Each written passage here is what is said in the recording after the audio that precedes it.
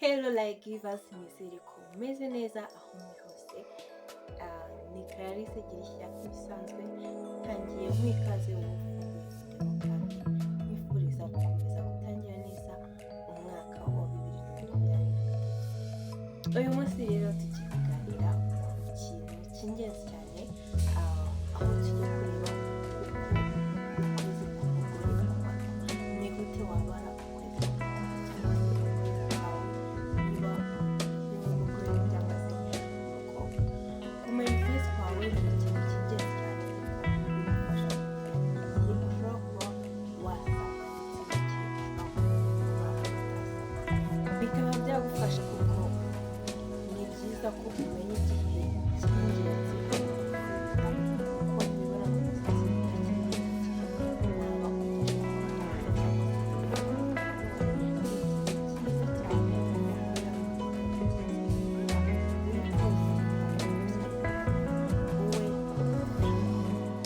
so iyi video rero ntigucike niba uri ikibazo igufasha. Mbere y'uko twiga kubara, reka tubanze twibaze ngo ese ukwezi k'umugore ni iki?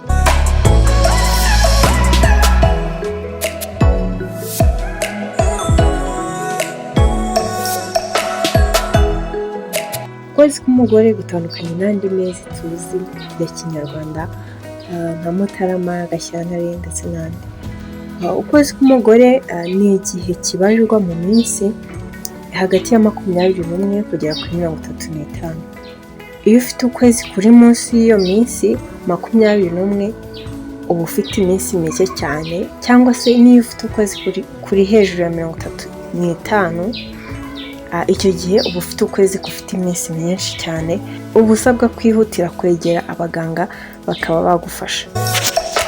Wakibaza rero ngo ubigenza ute kugira ngo umenye ko ukwezi kwawe kuri hagati y'iyo minsi 21 ndetse na 35? Ikintu ukora ni ukwandika igihe ugiriye mu mihango mu gihe cy'amezi 6. Uko ugiye mu mihango ukandika itariki y'igihe ugiriyemo mu mihango, noneho nyuma y'amezi 6 ukaba wakoresha ya matariki ukamenya neza iminsi igize ukwezi kwawe. Ni ukubera icyo ari iby'ingenzi kuba namenya ukwezi kwanjye. Icyiza cyo kuba wamenya iminsi igize ukwezi kwawe ni uko bigufasha kumenya igihe wasama ndetse n'igihe utasamiramo, ukaba wamenya igihe ukwiriye kwirinda gukora imibonano mpuzabitsina idakingiye ndetse n'igihe wayikora mu gihe waba ushaka ko watwita cyangwa se mu gihe ushaka kubyara. Ikindi kintu cyiza cyo kumenya iminsi igize ukwezi kwawe ni uko bigufasha kuba wamenya igihe uzagiramo mu mihango y'ukwezi gutaha, ku buryo waba uri ready, ukaba ushobora no kuba watangira kwitwaza pad cyangwa se ukaba watwara n'ibinini bigabanya uburibwe, cyane cyane ku bantu bajya baribwa cyane mu gihe cy'imihango. Nyine birakorohera kuba uri ready, ntutungurwe. Ntabwo kuba uri umukobwa w'inkumi cyangwa se uri umumama mukuru, ntabwo ari ikintu cyiza kuba ugitungurwa n'imihango ukagenda uri muri base kumva imihango iraje.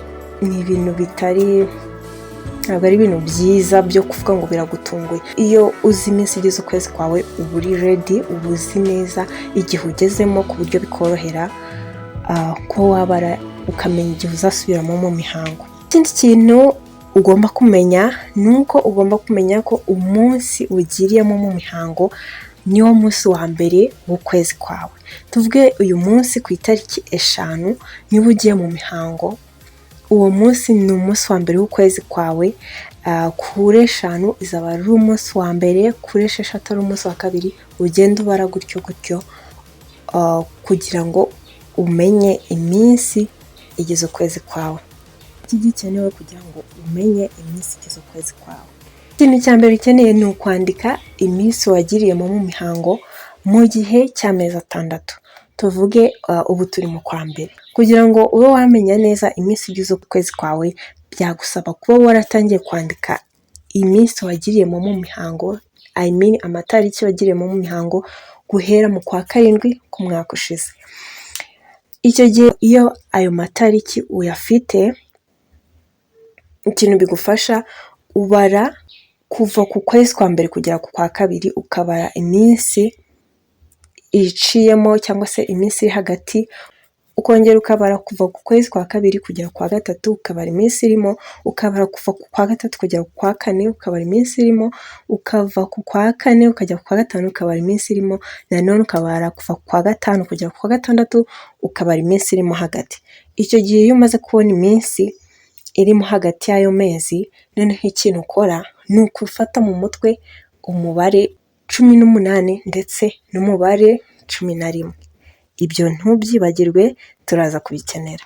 Ikindi kintu ugomba kumenya ni ukumenya ko hari ukwezi guhindagurika ndetse n'ukwezi kudahindagurika. Ukwezi kudahindagurika ni ukwezi guhorana iminsi ingana. Ni ukuvuga ngo ukwezi kwa mbere kugera ku kwa kabiri wagize iminsi runaka, reka dufate urugero rw'iminsi 29, noneho kuva ku kwa kabiri kugera ku kwa gatatu nabwo iba 29, kuva ku kwa kane kugera ku kwa gatanu nabwo iba 29. Icyo gihe nibwo uvuga ko ufite ukwezi kudahindagurika. Noneho ukwezi guhindagurika bwo usanga ku kwezi kwa mbere kugera ku kwa kabiri waragize iminsi, reka tufate urugero rw'iminsi 29, ukwa kabiri kugera ku kwa gatatu ikaba iminsi urugero 33, noneho ukwa gatatu kugera ku kwa kane ugasanga ni nk'iminsi 30, ukwa gatanu kugera ku wa gatandatu ugasanga kugize nk'iminsi 34. Icyo gihe uba ufite ukwezi guhindagurika. Ni ukuvuga ngo uba ufite ukwezi kudahora n'iminsi ingana, ku buryo utavuga ngo iminsi yanjye ni 30 ihoraho. Mu gihe ukwezi kwawe kudahindagurika uba ubizi ko iminsi yawe ari iminsi runaka, ariko iyo ukwezi kwawe guhindagurika uba ufite range yo kuvuga ngo ukwezi kwanjye kuba hagati y'iminsi iyi n'iyi, urugero 25 na 29 cyangwa se 28 na 34 gutyo. Nizere ko icyo cyumvikanye. Ikindi kintu wamenya ku kwezi k'umugore ni ukuvuga hagati y'imihango y'uku kwezi n'iy'ugutaha, nuko habamo ibice bibiri by'ingenzi. Ni ukuvuga igihe ushobora kuba utasama, aricyo bita igihe gisanzwe, n'igihe cy'uburumbuke, ni ukuvuga cya gihe ushobora gusama. Icyo gihe rero iyo ibyo bihe uzi neza kubitandukanya, bigufasha kuri cya kintu twavuze cyo kumenya igihe wasamiramo n'igihe utasamiramo. Kuba rero umugore yasama biterwa n'uko intangangore ye iba yarekuwe, noneho agakora imibonano mpuzabitsina, intangangore igahura n'intangangabo, noneho bigakora icyo twita urusoro, bikazatanga umwana. Icyo gihe rero intangangore iyo irekuwe nicyo twita ovulation cyangwa se ovulation, iba mbere y'iminsi 14 mbere y'uko ujya mu mihango y'ukwezi gutaha. Ako kantu ugomba kwibuka ko ovulation cyangwa se kurekurwa kw'intangangore cyangwa kw'igi kuba mbere y'iminsi 14 y'uko ujya mu mihango. Ubu none tugiye gutangira kwiga kubara uko wabara ukwezi k'umugore. Turatangirana n'ukwezi kudahindagurika, kuvuga ngo wa mukobwa ufite iminsi idahinduka. Nk'uko twatangiye tubivuga, ikintu biba bigusaba ni ukuba waranditse amatariki wagiriyemo mu mihango mu gihe cy'amezi 6.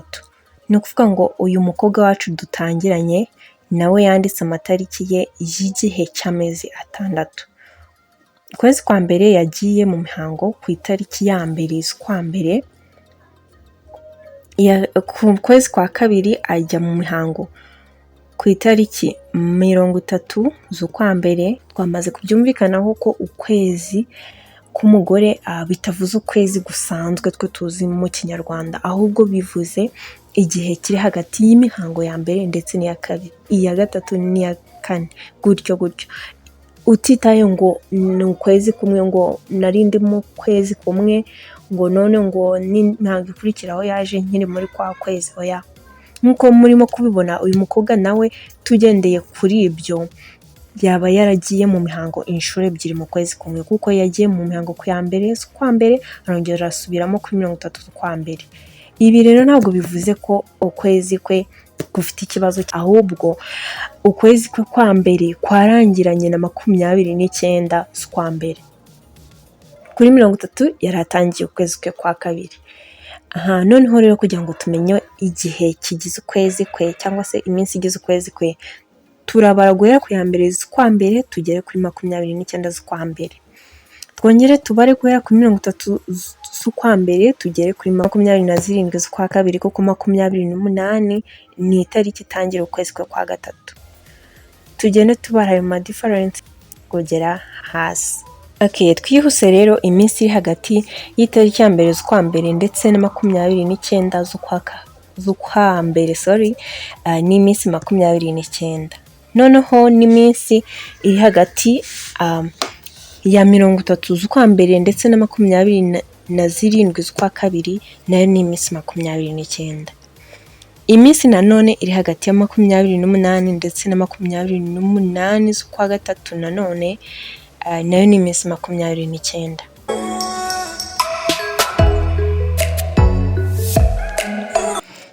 Noneho n'iminsi iri hagati ya 29 z'ukwa gatatu na 26 z'ukwa kane, nayo ni iminsi 29. Iminsi nanone iri hagati ya 27 z'ukwa kane ndetse na 25 z'ukwa gatanu, nayo ni iminsi 29. Ndakeka murimo kumva neza impamvu ndi gukuraho umunsi yagiriyemo mu mihango, kuko twabonye ko ni umunsi utangira ukundi kwezi. Ngomba kubara 27 kugera kuri 25, kubera ko kuri 26 z'ukwa gatanu Nadia azaba yatangiye ukwezi gushyashya, kubera ko azaba yabonye imihango, bizaba bivuze ko yatangiye ukundi kwezi. Niyo mpamvu rero tubara kuva ku munsi yagiriyemo mu mihango kugera ku munsi ubanziriza uwo asubiriyeho mu mihango.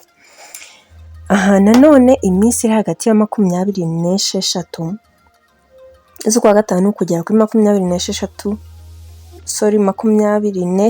z'ukwa gatanu kugera kuri 26 z'ukwa gatandatu, nayo ni iminsi 29. Ibi bivuze ko Nadia bivuze ko afite ukwezi gufite iminsi 29, kandi ko ukwezi kwe kudahindagurika, kubera ko igihe cyose cy'amezi 6 yose yagize ukwezi kugizwe n'iminsi 29 idahinduka. Niyo mpamvu tuvuga ko ukwezi kwe kudahinduka. Bitavuze ko amatariki ageramo mu mihango adahinduka, ahubwo itandukaniro ry'ukwezi kwa mbere kugera kwa kabiri ndetse no kuva kwa kabiri kugera kwa gatatu, iminsi irimo hagati y'ayo mezi ihora ari 29. Nawe ushobora kuba wagira ukwezi kudahinduka kw'iminsi runaka 30 cyangwa se 27, 33, biterwa. Buri mugore cyangwa se buri mukobwa aba yihariye. Ushobora kugira nawe ukwezi gufite iminsi runaka ku giti cyawe. Noneho tujye kureba, dukurikije urugero rwa Nadia, turebe ese ni ryari tuzavuga ko ari mu burumbuke cyangwa se ashobora gusama, ndetse n'igihe azaba adashobora gusama. Dukurikije umubare wa 29 wariwo iminsi igize ukwezi kwe, turawukoresha dukuremo ya mibare nababwiye 18 ndetse na 11. Ahangaha icyo nukora, ufata wa mubare w'iminsi y'ukwezi kwawe ariwo 29, niwo dufite kwa Nadia, dukuremo 18. Aha turahita tubona 11. Twongere dufate dukuremo nanone 11, turahita tubona 18. Ahangaha ndabona bisa nk'imibare yacu, ariko ntacyo bitwaye. Ubwo ni ukuvuga ngo ahangaha tumaze gukuramo 18 tukabona 11, bisobanuye umunsi Nadia azaba agomba kwitondera gukora imibonano mpuzabitsina idakingiye mu gihe adashaka gutwita. Tuvuge niba uyu Nadia wacu afite umufasha cyangwa se ari mariye, akaba adashaka gutwita, akaba nanone atarigeze akoresha uburyo na bumwe bumurinda gusama, iki gihe agomba kwitondera gukora imibonano mpuzabitsina n'umugabo we idakingiye, kuko guhera ku munsi wa 11 abashobora gusama. Noneho 29 gukuramo 11 twabonye 18. Uyu ni umunsi wa nyuma ashobora kuba yasamiraho, bivuze ngo ni wa munsi amahirwe yo gusama ye aba arangiriyeho cyangwa se agiye gusubiriraho hasi, ku buryo nyuma yaho gusama kwe bifite amahirwe make cyane ndetse rimwe na rimwe biba bidashoboka. Ubwo ni ukuvuga ngo Nadia kuva ku munsi wa 11 kugera kwa 18 azaba ari mu burumbuke, akitondera gukora imibonano mpuzabitsina idakingiye mu gihe adashaka gusama kandi adakoresha uburyo bumurinda gusama. Ubwo Nadia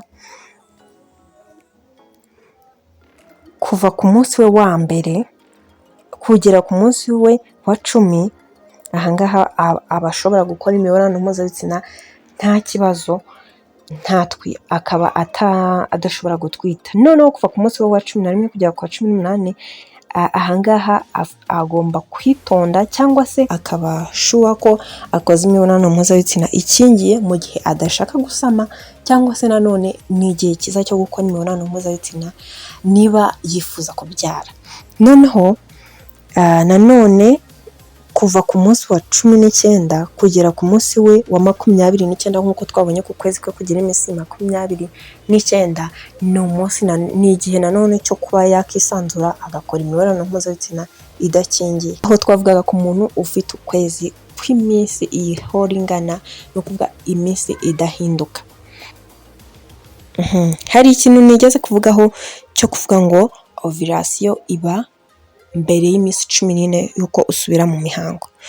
Twongeye gukoresha urugero rwa Nadia, ni ukuvuga ngo ukwezi kwe kugira iminsi 29 twamaze kubibona. Ni ukuvuga ngo ovulation ye iba uyikuremo 14, ni ukuvuga ngo ovulation ya Nadia iba ku munsi wa 15. Ni ukuvuga ngo mu gihe yabonye imihango ku ya mbere, yabibara nawe ku itariki 15 ry'iryo riba ryasohotse mu mirerantanga, ryatangiye urugendo rwo kwerekeza muri nyababyeyi, kandi icyo gihe nibwo bafite amahirwe yo kuba yasama. Rero murabona neza ko uyu munsi wa 15 uri n'ubundi hagati muri ya minsi twabonye ko Nadia ashobora kuba yatwita. Twabonye ko ari umunsi wa 11 kugera kwa 18. Ku munsi wa 15 n'ibigi ryasohotse, Nadia akaba yifuza kubyara. Ku munsi wa 15 nibwo azaba afite amahirwe menshi yo kuba yatwita, kuko igi already ryasohotse. Naramuka akoze imibonano mpuzabitsina intangangabo birayorohera kuba yakihuta igahura n'intangangore gusumba uko yakora imibonano mpuzabitsina ku munsi wa 11, intangangabo ikajya gutegereza igira izasohoka ku munsi wa 15, kuko intangangabo ifite ubushobozi bwo kuba yamara iminsi 5 itarapfa. Icyo gihe ni igihe intangangabo yasohotse ari intanga izatanga umwana w'umukobwa. Iyo ari intanga yatanga umwana w'umuhungu, imara iminsi 3 yonyine. Ni ukuvuga ngo Nadia niba ashaka kubyara umuhungu, azakora imibonano mpuzabitsina ku munsi wa 15 cyangwa se n'uwa 16, kugira ngo bimworohere neza guhita atwita. Akandi kantu ugomba kumenya ni uko intanga itanga umwana w'umuhungu ariyo yihuta cyane gusumba intanga itanga umwana w'umukobwa. Rero niba Nadia ashaka kugira ngo abyare umwana w'umuhungu, agakora imibonano mpuzabitsina ku munsi wa 15, kuko twabonye ko aribwo intanga ye isohoka mu mirerantanga ikerekeza muri nyababyeyi, ahangaha azaba afite amahirwe